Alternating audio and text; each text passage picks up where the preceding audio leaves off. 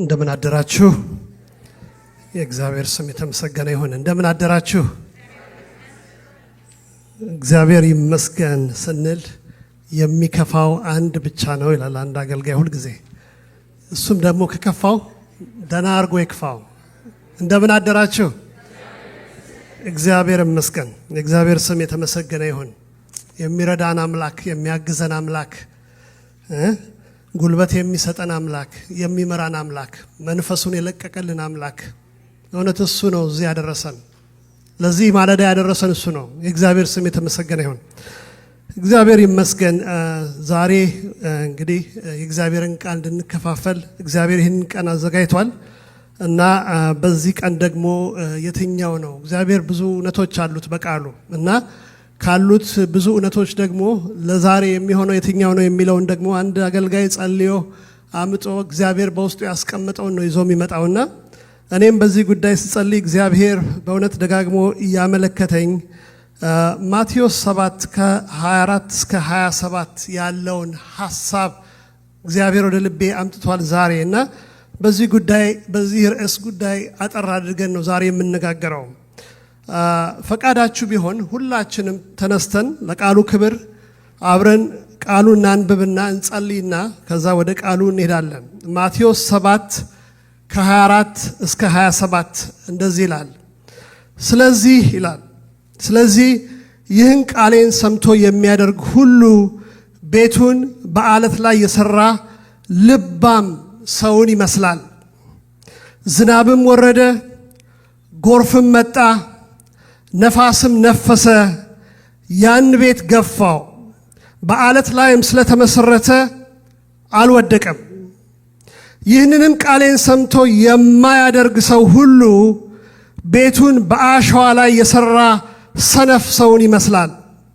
ዝናብም ወረደ፣ ጎርፍም መጣ፣ ነፋስም ነፈሰ፣ ያንን ቤት መታው፣ ወደቀም፣ አወዳደቁም ታላቅ ሆነ ይላል።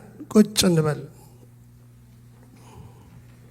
የሰራዊት ጌታ እግዚአብሔር አባታችንና አምላካችን ሆይ እናከብርሃለን፣ እናመሰግንሃለን። ዛሬም ደግሞ ቃልህን ስለላክልን፣ ዛሬም ደግሞ ስለተናገርከን፣ ስለምትናገረን ከዚህም በኋላ እግዚአብሔር አባታችንና አምላካችን ሆይ ዛሬም ቃልህን ስለምታስተምረን ያለንበትን ቦታ ከቃልህ አንጻር ማነጻጸር እንድንችል ቃልህ እንደ መስተዋት በፊታችን ስላለ እናመሰግንሃለን። እግዚአብሔር አባታችንና አምላካችን ሆይ ዛሬም ደግሞ እኔ ስናገር መናገር የምችልበትን ጸጋህን እንድታበዛልኝ፣ አንተ ብቻ እንድትናገር፣ አንተ እግዚአብሔር ሆይ ከፈቀድከው ውጪ እንዳልናገር አንተ ሁሉን እንድትቆጣጠር በጌታ በኢየሱስ ክርስቶስ ስም ጸለይኩኝ።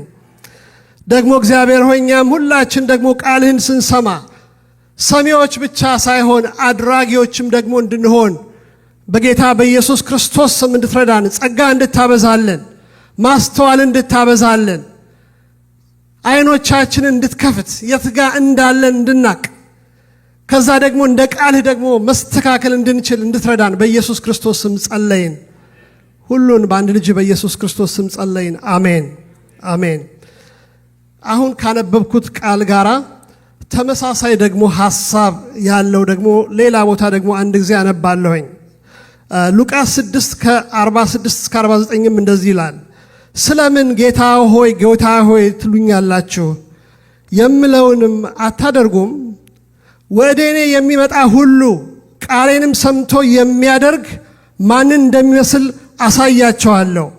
ቤት ሲሰራ አጥልቆ የቆፈረ በአለት ላይም የመሰረተ ሰውን ይመስላል።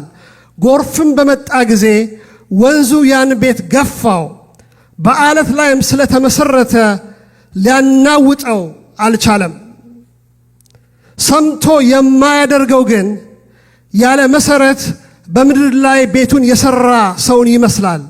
ወንዙም ገፋው፣ ወዲያውም ወደቀ፣ የዛ ቤት አወዳደቅም ታላቅ ነው ይላል። አሁን እንደምናየው በቤተ ክርስቲያናችንም ስንመለከት በአሁኑ ጊዜ የእግዚአብሔር ቃል በጣም በብዛት የሚፈስበት ጊዜ ወይንም ዘመን ነው ብለን ብንል ማጋነን አይሆንም። በጣም የእግዚአብሔር ቃል ንጹህ የሆነ የእግዚአብሔር ቃል ነው የምናገረው። ንጹህ የሆነውን የሚያስተምሩ በጣም ብዙ ሰዎች አሉ።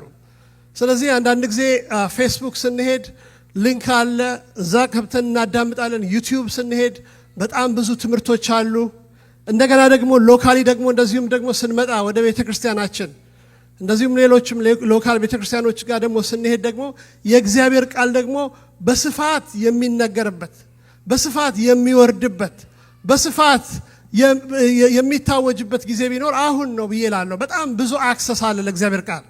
ድሮ እኔ አስታውሳለሁ ወደዚህ ሀገር ስመጣ የእግዚአብሔርን ቃል ትምህርት በተወሰነ በካሴት ነበረ። ትዝ ይላችሁ እንደሆነ በካሴት ከሩቅ ቦታ ነው የሚመጣው። ኢትዮጵያም የነበራችሁ ሰዎች VHS ቪዲዮ ካለ የቺካጎ ኮንፈረንስ የሚባል ነበረ። እንደው በጣም ብርቅ ነበረ። በቃ ኮንፈረንስ ተዘጋጅቶ ሰዎች በዛ ኮንፈረንስ ቆሞ የእግዚአብሔርን ቃል አስተምረው ያንን ትምህርት ለማባዛት እና ብዙ ቦታ ለማድረስ በጣም ውስን ነበረ። በጣም የተወሰኑ ሰዎች ብቻ የሚያገኙት እነዛም የሚቀባበሉት አይነት ነበረ። አሁን ግን እንገዛ አይደለም። ስልጋችን ላይ ቀጥታ ይመጣል። እግዚአብሔር ይናገራል።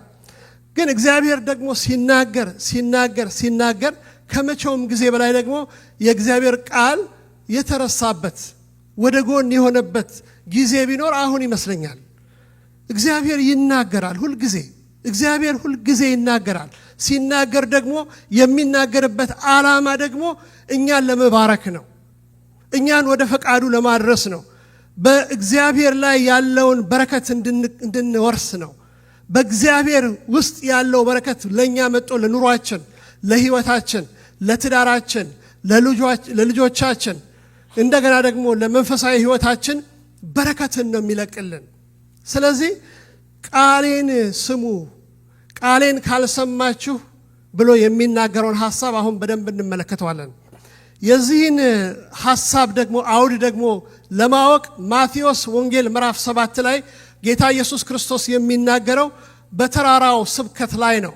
ከማቴዎስ 5፣ ማቴዎስ 6፣ ማቴዎስ 7 ላይ ወደ ኋላ ዞር ብለን ብንመለከት በተራራው ስብከት ተብሎ በሚታወቀው ሁላችን በመናቀው ሁላችን ብዙ ጊዜ በመንሰማው የስብከቱ ላይ በጣም ብዙ ነገሮችን ይነግራቸዋል። ከሚነግራቸው ነገሮች ለምሳሌ ስለ ብጽዕና፣ ስለ ቅድስና፣ ጠላትን ስለ መውደድ፣ ስለ ጸሎት፣ ስለ ጾም፣ ስለ ለጋስነትና ስለ መስጠት፣ ስለ ሰማያዊ መዝገብ፣ ስለ በእግዚአብሔር መታመን፣ በትክክል ስለ መፍረድ፣ ስለ ሰፊው በር፣ ስለ ጠባቡ በር፣ ስለ ሐሰተኛ ነቢያት፣ እውነተኛ ደቀ መዛሙርት ምን መሆን እንዳለባቸው ያንን ሁሉ ተናግሮ ከጨረሰ በኋላ መጨረሻ ምንድነው የሚለው? ቃሌን ሰምቶ የሚያደርግ እንደዚህ ነው፣ ቃሌን ሰምቶ የማያደርግ እንደዚህ ነው ብሎ በምሳሌያዊ አነጋገር ይናገራቸዋል። ይሄን ምሳሌ ምንድነው ያላቸው? ሁለት ቤቶችን እንደ ምሳሌ ይነግራቸዋል። ለምሳሌ ይሄንን ቤት ብንወስድ ይሄ ቤት ምን አለው? መሰረት አለው። ሲሰራ አስታውሳለሁ መሰረቱ እዚህ አካባቢ ሲስተካከል ይሄ ቤት የራሱ መሰረት አለው። እንደገና ደግሞ ልክ የዛኑ ያህል ልክ በዚህ አይነት ቤት ሳይዝ በዚህ ቀለም ልክ ኤግዛክትሊ ይሄንን ቤት የሚመስል ደግሞ ከጎኑ ደግሞ ቢኖር ያ ቤት ደግሞ መሰረት ባይኖረው አንዱ በአለት ላይ የተመሰረተ መሰረት ያለው ቤት ነው። አንደኛው ደግሞ በአሸዋ ላይ የተመሰረተ መሰረት የሌለው ቤት ነው። እነዚህን ሁለቱን ነው ያነጻጸረ በምሳሌ የሚነግራቸው። ስለዚህ በእነዚህ ቤቶች ውስጥ ሁላችንም አሁን ለምሳሌ እዚህ ቤት ውስጥ እንደምንገባው በዛኛው መሰረት በሌለበትም ቤት ውስጥ ሰዎች ይገባሉ፣ ሰዎች ይወጣሉ፣ ያመልካሉ፣ ህፃናት ትምህርት ይማራሉ። ሁለቱም ቤቶች ሰመር ነው፣ ናይስ ዌዘር ነው፣ ሁለቱም ያምራሉ፣ ይቀጥላሉ። ከዛ በኋላ አንድ ቀን ጎርፍ መጣ፣ ዝናብ ዘነበ። ሁለቱንም ቤቶች ንፋስ መታቸው፣ ኃይለኛ ንፋስ። በአለት ላይ የተመሰረተው ምን ይላል? ጸና፣ ቆመ ይላል። በአሸዋ ላይ የተመሰረተው ግን ምንድነው የሚለው? ወደቀ። አወዳደቁ ምንድነው የሆነው? የከፋ ሆነ ይላል። ስለዚህ የሁለቱም ቤቶች መቆም ለረጅም ጊዜ ምንም ችግር አልነበረም። ምን እስኪመጣ ድረስ? ችግር እስኪመጣ ድረስ ምን እስኪመጣ ድረስ ዝናብ እስኪመጣ ድረስ ምን እስኪመጣ ድረስ አውሎ ንፋስ እስኪመጣ ድረስ ይሄንን በቤት ምሳሌ ሲናገር ይሄ ቤት የተመሰለው በእናንተ ህይወት ነው የሚለው የእናንተ ህይወት ይሄንን ቤት ይመስላል ሁለት አይነት ህይወትን ያነጻጸረ ነው የሚናገረው አንደኛው ህይወት የእግዚአብሔርን ቃል የሚሰማና የሚያደርግ ሁለተኛው ህይወት የእግዚአብሔርን ቃል የሚሰማ ግን የማያደርግ ቤት ምን ይወክላል ህይወታችንን ባህሪያችንን ቤተሰባችንን ትዳራችንን አገልግሎታችንን እምነታችንን እንደገና ደግሞ የዘላለም ህይወታችንን ስለዚህ በቤት ምሳሌ ሲናገር የኛን ህይወት የኛን ኑሯችንን መግባት መውጣታችንን የዘላለም ህይወታችንን መንፈሳዊ ህይወታችንን ትዳራታችንን ልጆቻችንን ያንን ሁሉ ይወክላል እና እያንዳንዷ ቀን የምናደርጋት ነገር ይሄ የምንገነባው መንፈሳዊ ቤት ላይ ልክ አንድ ጡብ እንደመጨመር ነው በየቀኑ እንገነባለን ስለዚህ ቤት ይሄንን ይመስላል ይላል ከዛ ደግሞ አለት ደግሞ ይናገራል ሁለት ነገሮችን ያነጻጸረ ይናገራል አንደኛው በአለት ላይ የተመሰረተ ሁለተኛው በአሸዋ ላይ የተመሰረተ ይለዋል ይሄ በአለት ላይ የተመሰረተ የሚለው አለቱ ማን ነው ብለን ስንል በሁለት መንገድ ልናየው እንችላለን አንደኛው አለቱ ክርስቶስ ራሱ አለት የሆነበት ቤት ወይንም ደግሞ ህይወት ነው ሁለተኛው ደግሞ በክርስቶስ በቃሉ ላይ የቆመ ቃሉን የሚታዘዝ ሰው የሚኖረው ህይወትን ይወክላል ክርስቶስ የህይወታችን አለት ነው ክርስቶስ የህይወታችን ዋና ነገራችን ነው ክርስቶስ የህይወታችን ምሰሶ ነው ክርስቶስ የህይወታችን ሲኢኦ ነው መሪው እሱ ነው የሞተልን እሱ ነው መስቀል ላይ የተንጠለጠልን እሱ ነው ይሄንን መስቀል ስንመለከተው በጣም ነው የሚያምረው ነገር ግን ይሄ መስቀል ግን የሚወክለው ምንድነው የክርስቶስን ሞት የክርስቶስን ስቃይ የክርስቶስን መከራ ይሄ ሁሉ ስቃይ ለኔና ለናንተ ክርስቶስ የኖረው እና የሰዋው ህይወት ነው ስለዚህ በአለቱ ላይ የተመሰረተ ብሎ ሲል በክርስቶስ ላይ የተመሰረተ ክርስቶስን የሚያቅ መጀመሪያ ክርስቶስን እንደ ግል አዳኙ አድርጎ የተቀበለ ክርስቶስን የሚያውቅ ከዛ ደግሞ በክርስቶስ ላይ የተመሰረተ ህይወት በሌላ ነገር ላይ የተመሰረተ አይደለም በክርስቶስ ላይ የተመሰረተ ህይወትን አለት ይለዋል ሌላው ደግሞ በአውዱ እንደምናየው በክርስቶስ ላይ የተመሰረተው ህይወት ክርስቶስን ምን የሚል ነው የሚታዘዝ ህይወት ነው የሚታዘዝ የሚሰማ ክርስቶስ ወደዚህ ሂድ ሲል ወደዚህ የሚሄድ ክርስቶስ ወደዛ አትሂድ ሲል ወደዛ የማይሄድ በእግዚአብሔር ፈቃድ የሚመላለስ በእግዚአብሔር ሐሳብ የሚመላለስ አንድ ጊዜ አንድ ምሳሌ ሰማሁኝ እና አንድ አባት ልጆቹን ሄደና ክፍሉን ሲመለከት ክፍላቸው በጣም ቆሽሿል በጣም መጽዳት ያስፈልገዋል ከዛ በኋላ ሂዱና ክፍላችሁን አጽዱ ይላቸዋል ከዛ ልጆቹ ሄደው ግን አልተመለሱም በጣም ቆዩበት እነኚህ ልጆች እስካሁን እንዴት ቆዩ ብሎ ሲሄድ ክፍሉ አልጸዳም ነገር ግን ቁጭ ብለው የሆነች ሰርክል ሰርተው ቁጭ ብለው አባታቸው ያላቸውን ትእዛዝ ያጠናሉ እና በግሪኩ ያጠኑታል በዕብራይስጡ ያጠኑታል እንደዚህ ሲል ምን ማለቱ ነው ሂዱ ሲል ምን ማለቱ ነው ሂዱና ሲል ምን በጣም በሚገርም አይነት ሁኔታ ያንን ትምህርት ያጠኑታል ነገር ግን ክፍሉ ግን አልጸዳም እንደቆሸሸ ነው እና ምን አላቸው እኔ እኮ ያልኳችሁ ቀላል ነው ክፍሉን አጽዱ ነው ያሁኑ ቤተክርስቲያን እንደዚህ ይመስላል የእግዚአብሔርን ቃል ወስዶ ማጥናት መፈላሰፍ መመርመር ጥሩ ነው እሱ ሁሉ ማወቁ ጥሩ ነው ለሄድ ኖሌጅ ብቻውን ግን ተግባር የሌለበት ነገር ግን ምንም አይጠቅምም ስለዚህ ቃሉን የሚታዘዝ ሰው ወይንም ደግሞ ቃሉን መታዘዝ በአለት ተመስሏል አሸዋን ደግሞ በተመለከተ ደግሞ አሸዋሳ ምንድነው የሚመክለው ስንል አሸዋ ላይ መመስረት አይቻልም። አሸዋ ሙቭ የሚያደርግ ነው፣ የሚንቀሳቀስ ነው። አሸዋ ላይ መመስረት በጣም ፈጣን ነው። ቶሎ የሆነ ሰው አሸዋ ላይ ማቆም ይችላል የሆነ ነገር። አሁን ቢች ስትሄዱ አይታችሁ እንደሆነ የሆነች ቴንት ነገር መዘርጋት ከፈለጋችሁ በጣም ቀላል ነች አይደል? ሄዳችሁ ጣጣ አርጋችሁ ማቆም ትችላላችሁ። ስለዚህ አሸዋ ብዙ ድካምን አይጠይቅም። አሸዋ በቀላሉ የሚገነባበት ነገር ነው። አሸዋ ሙቭ የሚያደርግ ነው፣ የሚንቀሳቀስ ነው። የአሸዋ ባህሪያት ብዙ ናቸው። ነገር ግን አሸዋ ላይ ለምንድን ነው ሰው ይመሰርተው? መንፈሳዊ ህይወታችን በአሸዋ ላይ መመስረት ሲባል እንዴት ነው የሚታየው? እንዴት ነው የሚገነባው የሚለውን እስቲ እናያለን። ቃልን መስማት እንጂ አለመታዘዝ የሚለውን ቅድም ተናግሬያለሁ። ቃልን መስማት ነገር ግን ጥሩ ቃል ነው፣ ዋው ዛሬ የመጣው ቃል በጣም ድንቅ ነው ብለን ነገር ግን ያንን ተቃራኒ በሆነ መንገድ መኖር እሱ አለት ላይ ሳይሆን አሸዋ ላይ ህይወትን እንደመገንባት ነው። በሰው ጥበብ መመላለስ ምሳሌ 3:5 እንደዚህ ይላል፣ በፍጹም ልብህ በእግዚአብሔር ታመን፣ በራስህ ማስተዋል አትደገፍ ይላል። የሰው ጥበብ በቃ ብዙ አይነት ጥበብ አለን ለምንፈልገው ነገር። ምንፈልገውን ነገር ለማስፈጸም ብዙ አይነት ሰዋዊ የሆነ ስልት፣ ሰዋዊ የሆነ ጥበብ አለው ሰው።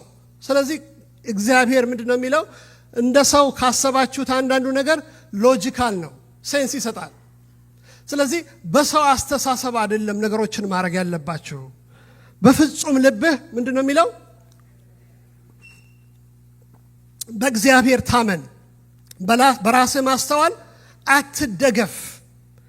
በማስተዋል አትደገፍ። ስለዚህ አሁን ያለው ዘመን አንደኛው ችግሩ በአለት ላይ ህይወትን መመስረት ፑሽ ሰው ወደዛ የሚሄድበት ምክንያቱ ምንድነው?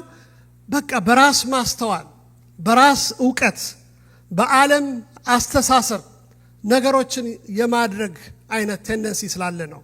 ስለዚህ ሰው በራሱ ማስተዋል ከተደገፈ ነገሮችን የሚያደርገው በራሱ ዕውቀት ከሆነ ነገሮችን የሚያደርገው በሚያየው ዓለማዊ በሆነ ጥበብ ከሆነ እሱ በአሸዋ ላይ ቤትን ወይንም ደግሞ ህይወትን እንደመገንባት ነው። በእግዚአብሔር ላይ መታመን እግዚአብሔር የሚለው ነገር አንዳንድ ጊዜ እንትን ይመስላል፣ የሞኝነት ይመስላል። እግዚአብሔር ይሄንን አድርጉ ሲል እግዚአብሔርን መጠበቅ ጅልነት ሊመስል ይችላል። ስለዚህ ቤተሰቦች የሚያውቁን ሰዎች አንተ እስከ መቼ ነው እንደዚህ ፈዘህ የምትኖረው ይሏቸዋል አይደል? እንዴ ይሄ እኮ ነው የሚሻለው ብለው በራስ ማስተዋል ብዙ አይነት ምክር ሰዎች ይሰጣሉ። ያ ምንድነው? አሸዋ ላይ እንደመገንባት ማለት ነው። ልክ እንደዚሁም ደግሞ የዓለም ስሌቶች አሉ። ዓለም ስለተለያዩ ነገሮች የራሷ ቀመር አላት፣ የራሷ ስሌት አላት። አሁን ብዙ ትዳሮችን ለምሳሌ አያለሁኝ። አንዳንድ ትዳሮች አንደኛው ትዳሮች የሚፈርሱበት ምክንያቱ ሰዎች በዓለም ስሌት ስለሚሄዱ ነው። እግዚአብሔር የሚለውን ነገር ጥለው በዓለም ሲስተም እግዚአብሔር ሐሳብ ውጪ በሆነ መንገድ ሲሄዱ ያ ትዳር ያ ቤት ሲፈርስ ብዙ ጊዜ ይታያል። ልጆችን አያያዝ በተመለከተ የዓለም ስሌት አለ፣ እግዚአብሔር ደግሞ በቃሉ የሚለው አለ። እንደ ዓለም ሰው ሲሄድ ልጆቹን ያጣል። ልጆቹ በቃ ጥለው ይሄዳሉ፣ ያንን ቤተሰብ ጥሏቸው ይሄዳሉ። እግዚአብሔር ምንድን ነው የሚለው? በቤተ ክርስቲያን ጉዳይ ቤተ ክርስቲያን አንድ ሆና እንዳትቀጥል ከሚያደርግ አንደኛው ችግር ምክንያት አሸዋ የሆነ የዓለም ስሌት ነው፣ የዓለም አስተሳሰብ ነው፣ የፖለቲካ ቅኝት ነው። የዓለም ፖለቲካ የራሱ ቅኝት አለው፣ የራሱ ነገሮችን የሚፈታበት መንገድ አለው። ወንድምህ ቢበድልህ ሂድና ከወንድምህ ጋር ምን ነው የሚለው? ቁጭ ብለህ ተነጋገር። አይ አልሰማም ቢልህ ሁለት ሰዎችን ይዘህ ሂድና እነዛን ሰዎች አብረኸው አናገር። ያን አልሰማም ቢልህ የእግዚአብሔርን ቤተ ክርስቲያንን ጥራ። ያንን አልሰማም ቢልህ በቃ ተው። ችግር ቢኖር በቤተ ክርስቲያን ውስጥ ችግር ቢኖር እንደ እግዚአብሔር ቃል ቁጭ ብለህ ተነጋገር። ሶሻል ሚዲያ ላይ ሄደህ አታክ አድርግ አይልም የእግዚአብሔር ቃል። ወንድምህን ሂድና አታክ አድርገው አይልም የእግዚአብሔር ቃል። ወንድምህን ሂድና አራቅተው አይልም የእግዚአብሔር ቃል።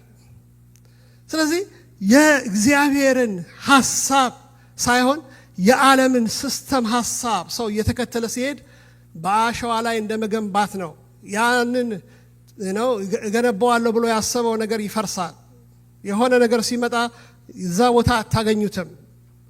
ስለዚህ ከሰዎችም ጋራ ቢሆን ከቤተ ክርስቲያንም ጋራ ቢሆን በትዳር ቢሆን በኑሮ ቢሆን በስራው ዓለም ቢሆን እግዚአብሔር ምን ይላል? አንዱ ትልቁ ችግር ይገርማቸዋል። የዓለምን ሐሳብ የምንከተልበት ምክንያቱ ምንድነው? የእግዚአብሔርንም ቃል ስለማናውቀው ነው። አያችሁ፣ የእግዚአብሔርን ቃል መማር የሚያስፈልገው ለዚህ ነው። ባይብል ስተዲ የሚያስፈልገው ለዚህ ነው። ቤተ ክርስቲያን በምታዘጋጃቸው የቃሉ ትምህርት ላይ መሳተፍ በጣም አስፈላጊ የሚሆነው ለዚህ ነው። አለበለዚያ ሳናቀው አስተሳሰባችን ወርልድ ቪዋችን ከቃሉ ውጪ በሆነ መንገድ ተቀርጿል። ስለዚህ የሆነ ችግር ሲፈጠር በቃሉ ላይ ሳይሆን በዓለም ሲስተም የመሄድ አይነት አካሄድ ይኬዳል። ያ ምንድነው? አለት ሳይሆን አሸዋ ነው። ስለዚህ ዛሬ ቆም ብለን ማሰብ ያለብን ምንድነው? በህይወቴ ያለ ነገር ተግዳሮት፣ ቻሌንጅ፣ እንደ እግዚአብሔር ቃል ልፈታው የሚገባ ነገር ምንድነው? እንደ እግዚአብሔር ሐሳብ ሊሄድበት የሚገባ ምንድነው ብለን ልንጠይቅ ይገባል ማለት ነው። ሌላው በራስ ጽድቅ መታመን። በቃ እኔ ጻድቅ ነኝ ብሎ ማሰብ፣ ሰልፍ ራይቸስነስ በአለት ላይ ሳይሆን በአሸዋ ላይ ህይወትን እንደመመስረት ነው። ቤተ ክርስቲያን በየሁዱ ስለምመጣ በቃ ክርስቲያን ነኝ፣ ቅዱስ ነኝ፣ ሁሉን ነገር ጨርሻለሁ ብዬ ላስብ እችላለሁ። ስለዚህ በራሴ ጽድቅ ልመካ እችላለሁ። ነገር ግን ለእያንዳንዷ ቀን የተሰጠች አዲስ ቀን እግዚአብሔር ደግሞ እንድከተለው የሚፈልገው የራሱ መንገድ አለ። ለእያንዳንዷ ቀን ጸጋውን እንዲያበዛልን፣ ለእያንዳንዷ ቀን እንድንታመነው፣ ለእያንዳንዷ ቀን የእሱን ፈቃድና የእሱን ሐሳብ እንድንከተል እግዚአብሔር ይፈልጋል። ውጫዊ የሆኑ ሃይማኖታዊ ስርዓቶች አንዳንድ ጊዜ የሚያሳስቱን እነሱ ናቸው።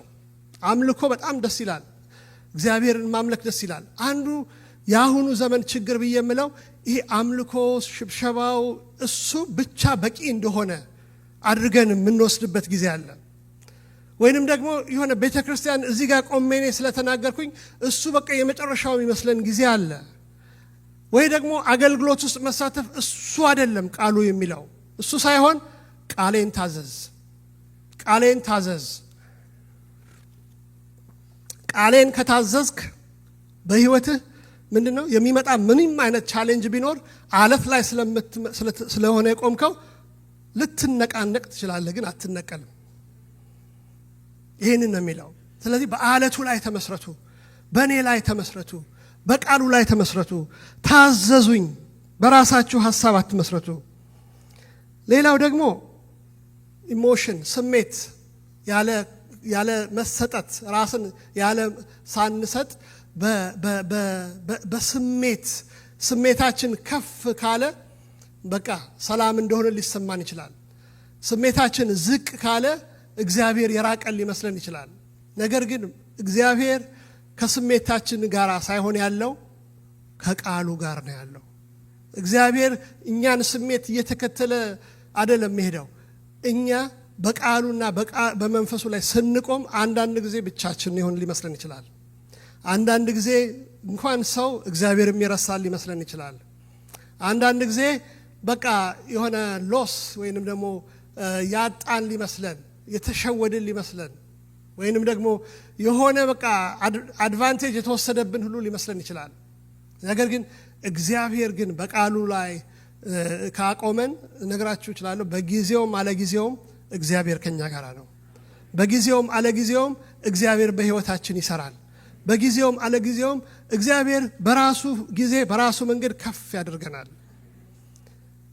አሁን ለምሳሌ አንዳንድ ጊዜ ለምሳሌ ሰዎች በቤተ ክርስቲያን ይሁን በትዳር ይሁን በቤተሰብ ይሁን አድቫንቴጅ የተወሰደባቸው ሲመስላቸው በቃ የሆነ የከሰሩ ሲመስላቸው ነገር ግን እግዚአብሔር ግን በዚህ ጉዳይ ላይ ይሄን ይላል ስለዚህ እግዚአብሔርን እታመናለሁ ብለው ሲቆሙ ህይወታቸው ልክ አለት ላይ እንደተመሰረተ ነው የሚሆነው ይቆማሉ በቃ እነዛ ሰዎች በራሱ በእግዚአብሔር ጊዜ ነገሮችን ሁሉ ያደርገዋል ግን እስከዛ ድረስ ግን ምንድነው የሚያስፈልገው ትግስት ያስፈልጋል እስከዛ ድረስ ምንድነው እግዚአብሔርን መጠበቅ ያስፈልጋል እስከዛ ድረስ ምንድነው እግዚአብሔር ያውቃል እግዚአብሔር ያያል እግዚአብሔር መልካም አምላክ ነው እሱ አይጥለኝም አይተወኝም ብለን ባልንበት በማንኛውም ጉዳይ ላይ እግዚአብሔር አይጥለንም ሌላው ያለ እግዚአብሔር ስኬቶችን ማሳደድ ገንዘብ ዝና ትምህርት ሙያ ስጦታ እነኚህ በሙሉ መልካም ናቸው ነገር ግን እግዚአብሔር ግን ከሌለበት በአቋራጭ ሄደን የምናገኘው ወይንም ደግሞ ያለ እግዚአብሔር ከሆነ በራሳቸው አለት ሳይሆኑ ምንድነው አሸዋ ማለት ነው በራሳቸው ምንም የሚያመጡት ደስታ የለም በራሳቸው የሚያመጡት ሙላት የለም በህይወታችን ሰው ምን ይሰራለታል ገንዘብ በገንዘብ ቢሆን ምን መገባው አንድ እንጀራ ምንተኛው አንድ አልጋ ላይ ምን ይጠቅማል ሚሊየንስ and ሚሊየንስ ሰው ቢያካበት ያለ ጌታ ቃሉ የሌለበት መንፈሱ የሌለበት ቢሰበሰብ ባዶ ነው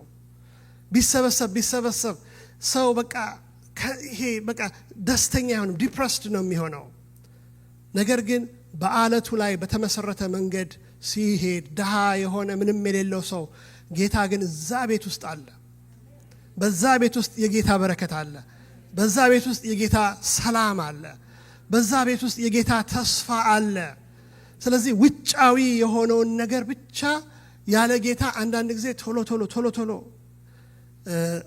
ኢትዮጵያ በቅርብ ሄደን ነበርና አንዳንድ ጊዜ አንዳንድ ሰዎች በፊት ምናቃቸው ሰዎች የተወሰኑ ሰዎች በቃ ቶሎ ሰው ሀብታም ሆነዋል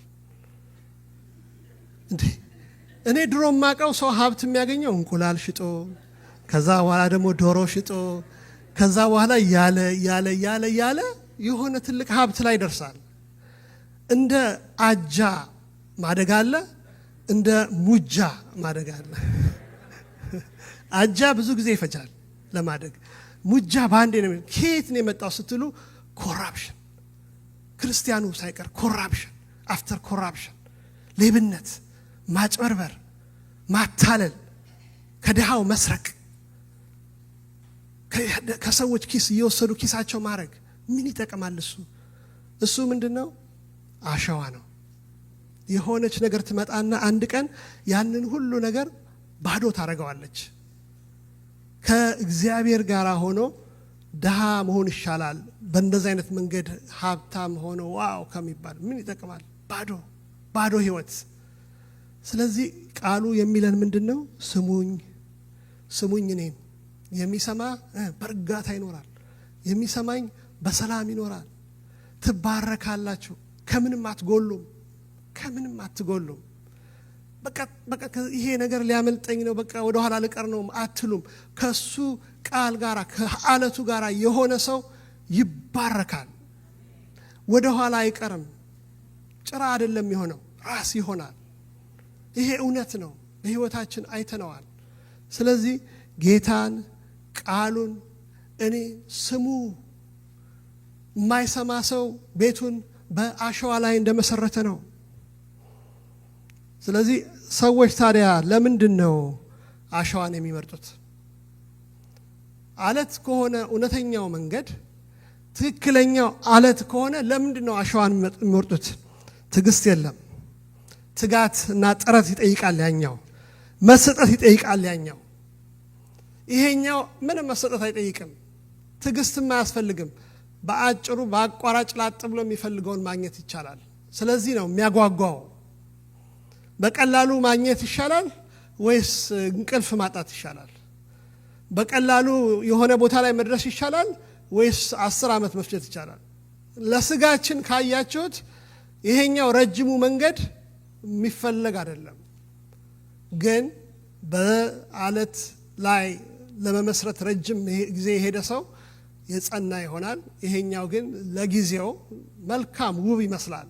ነገር ግን ዝናብ ሲመጣ፣ ጎርፍ ሲመጣ፣ ንፋስ ሲመጣ ይወድቃል፣ አወዳደቁም የከፋ ይሆናል ይላል። ክራምብል ያደርጋል። ለጊዜው ነው። ስለዚህ ሰፊ ነው ይሄ ሐሳብ፣ ግን መጨረስ ፈልጋለሁ። ምክንያቱም ጊዜ ብዙ ተመሳሳይ ሐሳብ ስለሆነ ረጅም ጊዜ መውሰድ ስለማያስፈልግ የህይወቴ እውነተኛ መሰረቱ ምንድነው ብላችሁ ጠይቁ እስቲ። እውነተኛ የህይወቴ መሰረቱ ምንድነው? የትዳሬ እውነተኛ መሰረቱ ምንድነው?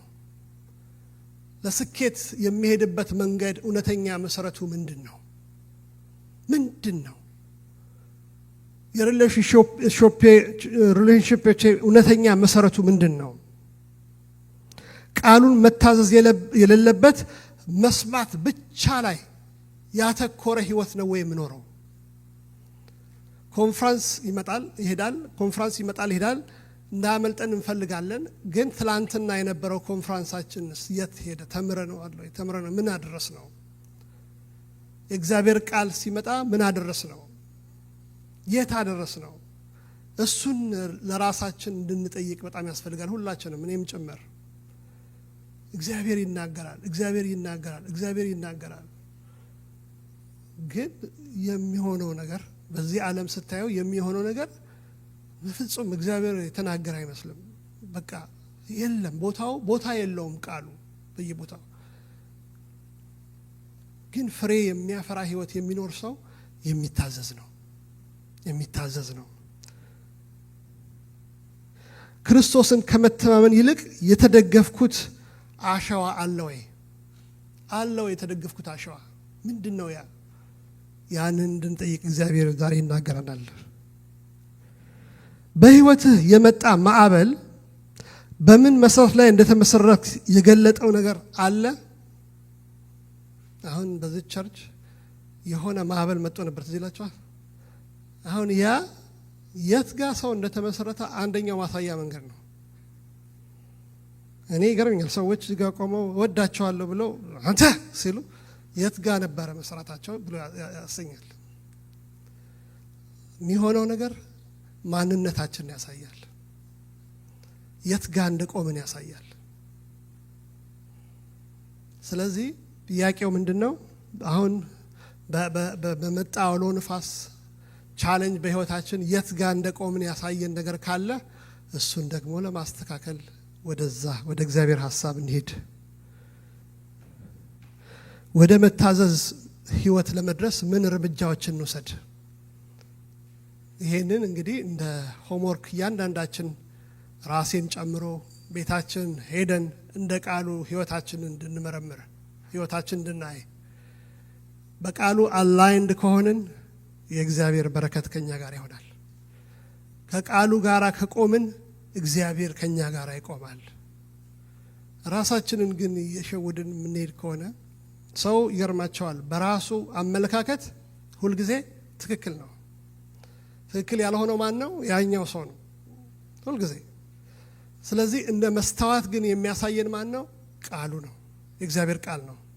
እንደ መስተዋት ማንነታችንን ካየን በኋላ የመታዘዝ ኃላፊነት ነው እዚህ ጋር እየጠየቅን ያለ ነው።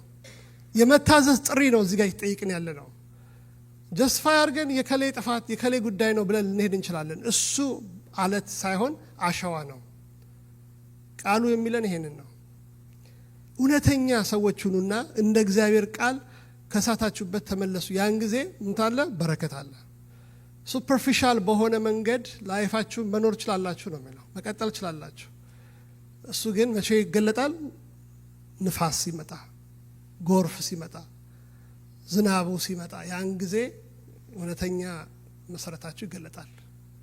እግዚአብሔር በእውነት በአለት ላይ እንድንቆም ራሳችንን ኢንቨንተሪ እንድናደርግ፣ ወደዛ ደግሞ ለማደግ ራሳችን እንድንሰጥ፣ ኑሯችን እንድንሰጥ፣ ባለትዳር የሆንን ህይወታችንን በዛ በቃሉ መሰረት ላይ እንድንገነባ፣ የሚቀጥለው ትውልድ የሚገነባው በዛ ላይ ስለሆነ ልጆች ያሉ፣ በነገራችን ላይ ልጆች በቤት ውስጥ ያሉ እንዴት ነው እንደዚህ ያደረክ እንደዚህ ለምን ታረጋለህ ይላሉ። ኮንፊውዝድ ይሆናሉ። ስለዚህ በአለት ላይ ስንመሰረት የሚቀጥለው ትውልድም ያንን ተከትሎ ይሄዳል። አለበለዚያ ልጆችም ይጠፋሉ፣ ግራ ይገባቸዋል ማለት ነው። ስለዚህ እግዚአብሔር ይርዳን ወደ ጌታን ወደ መታዘዝ ህይወት፣ ጌታን ወደ ማወቅ ህይወት፣ ከዓለም ሲስተም ከዓለም ጥበብ እንድንወጣ፣ ከሰዋዊ ስልት እንድንወጣ፣ በራሳችን ማስተዋል እንዳንደገፍ፣ ነገር ግን በሱ ላይ እንድንደገፍ፣ በሱ ላይ ህይወታችን እንድንገነባ፣ ኑሯችን እንድንገነባ፣ አንተ ታማኝ ባሪያ የሚለው እንደዚህ አይነት አገልጋይ ነው እንድንሆን እግዚአብሔር ይርዳን። እግዚአብሔር ይመስገን። ፓስተር ወደዚህ ትመጣለህ።